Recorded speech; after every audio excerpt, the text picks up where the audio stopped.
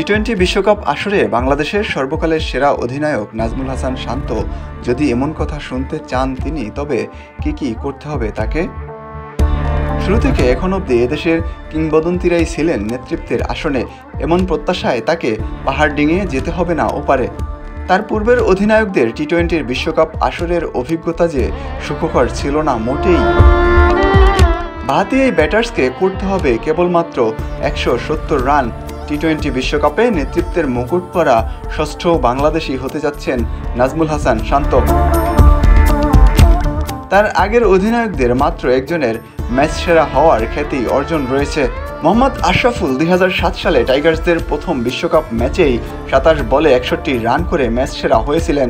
এরপর বাংলাদেশের আর কোনো অধিনায়কের হাতে ওঠেনি এই পুরস্কার। ওই ইনিংসে পাওয়া জয় বাংলাদেশকে অবশ্য নিয়ে গিয়েছিল দ্বিতীয় রাউন্ডে, কিন্তু সেখানে 10 রানের বড় ইনিংসও অধিনায়কের কাছ থেকে পাওয়া যায়নি।